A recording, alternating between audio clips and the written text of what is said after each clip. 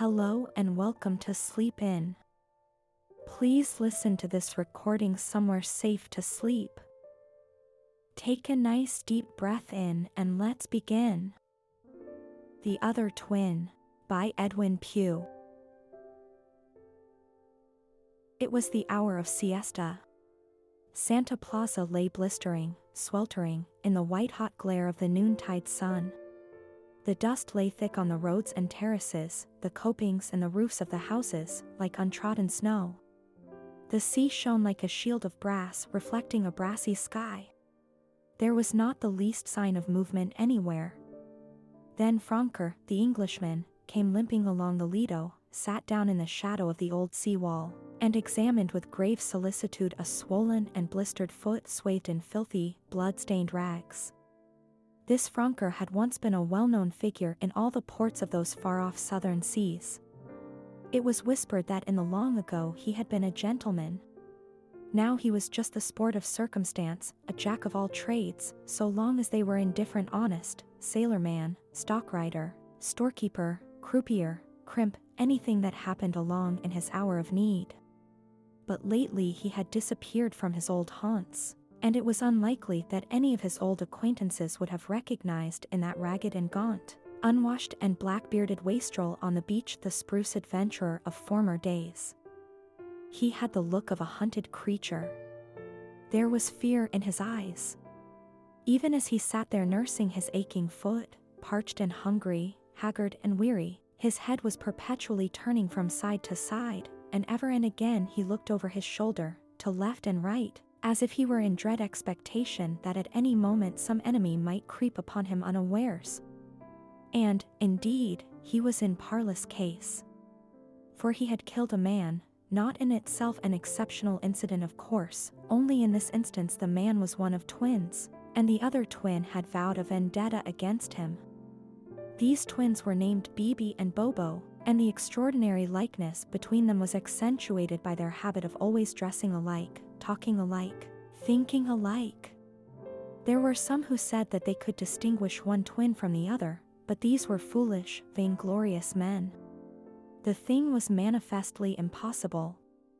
Even Franker did not know whether it was Bibi or Bobo he had killed.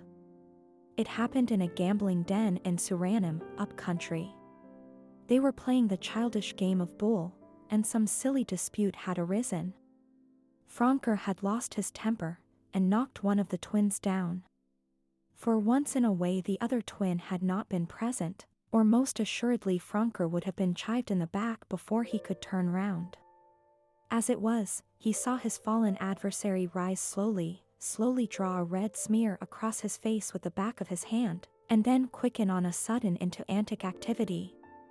There was the flash of a knife. Franker dodged. The other men stood back to watch the fun, not to see fair play. Fair play was a jewel of little value in the estimation of that crew. A moment Franker hesitated, then whipped out his gun and fired point blank at the twin. He dropped dead. Before the smoke had cleared away or the echoes of the report had subsided into stillness, Franker had left the gambling house and was running for his life into the wilderness. There, for 3 days, he lost himself. That was his idea, to lose himself. He wanted to be lost, utterly lost to the world. For he knew that so long as the other twin lived his own chances of living were reduced to the last recurring decimal. Bibi or Bobo, whichever it was, would never rest until he had wrought vengeance on his brother's murderer. Though it wasn't a murder, of course, but a duel in which each had taken the same risk of death. If Franker had not killed Bibi or Bobo would have killed him. He wished he knew which of the twins it was he had killed. So idiotic not to know. So confusing. It made your head ache, wondering. And in your sleep you dreamed of horrible, two-headed monsters coming at you crabwise, with arms and legs all round them. On the 3rd day of his sojourn in the wilderness, the other twin had very nearly caught him napping. He had sunk down exhausted in a sandy hollow fringed with palms, and for a moment closed his eyes. And in that moment the redness of his lowered eyelids had been suddenly clouded by a shadow. In an instant he was on his feet, wide awake again. And there was the figure of the other twin in the act of flinging itself upon him. He fired an aimless shot at that black apparition, then bolted. And all that day and all that night he had wound and wound an intorted course through virgin forest, hoping thus to shake off his pursuer.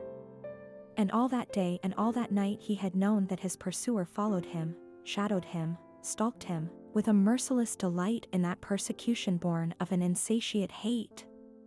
Next day Franker, having doubled on his tracks, found himself on a quayside, and had shipped as a forecastle hand on an old iron hooker bound for the Caribs with a mixed cargo.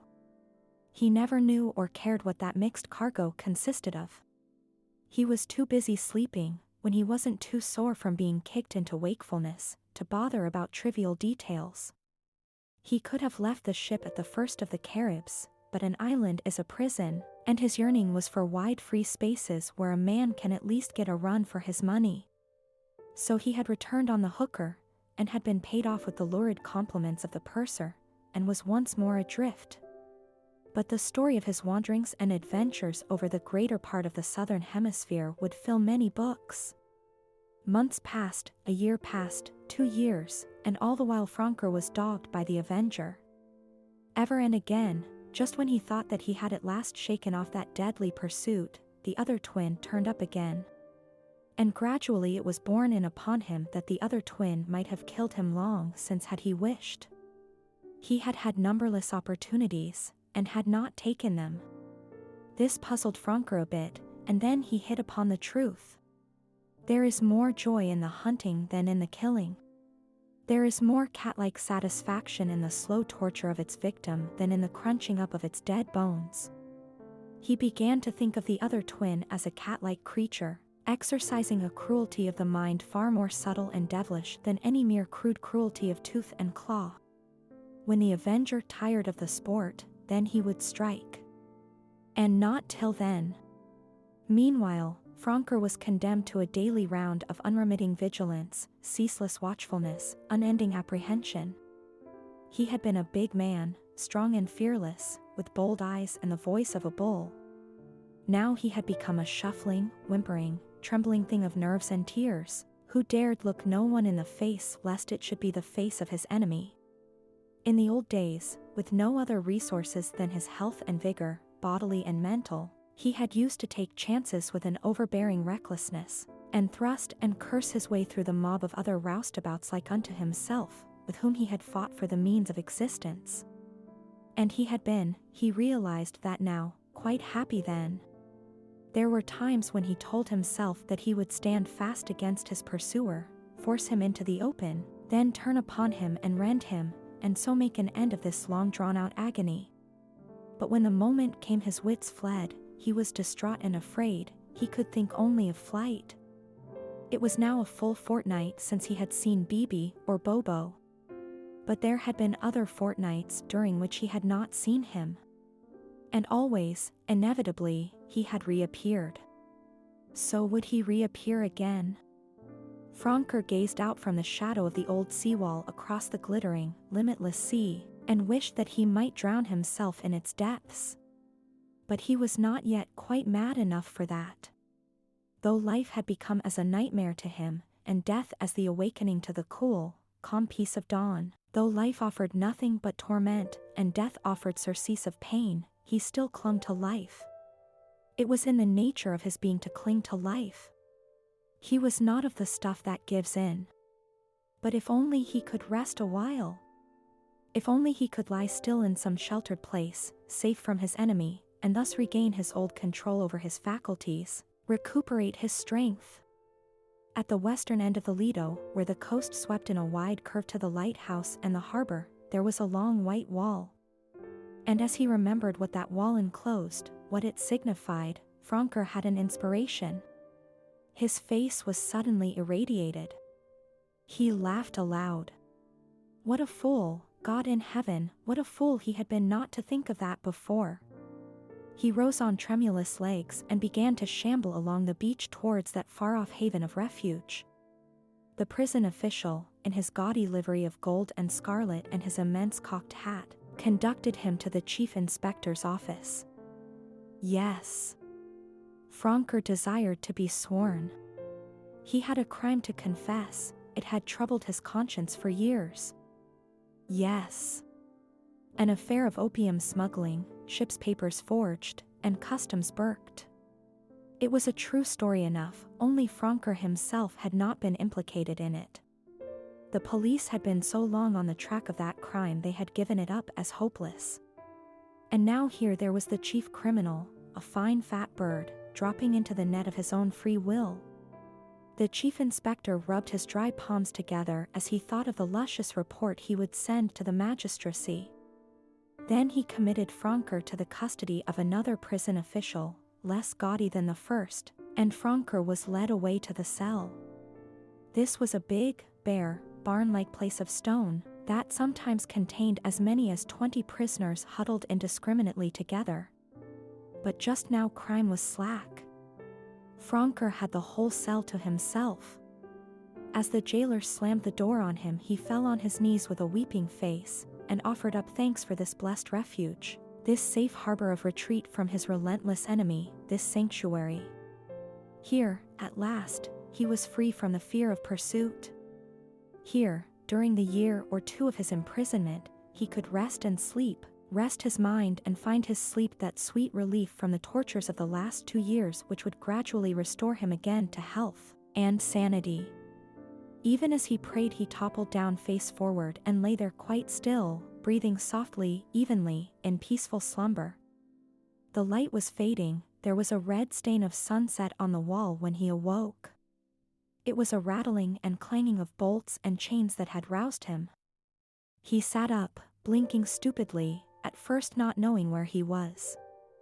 Then, as he remembered, he shed tears of joy again, and clasped his hands together in an access of delight. The sounds drew nearer. The heavy, barred door of the prison chamber was flung open.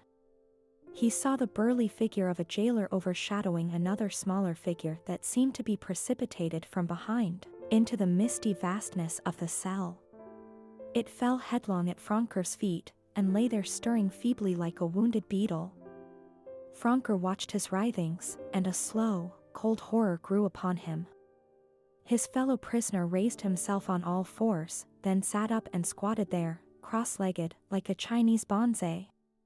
It was Bibi, or Bobo. Franker uttered a cry. "And hast thou found me, O mine enemy?"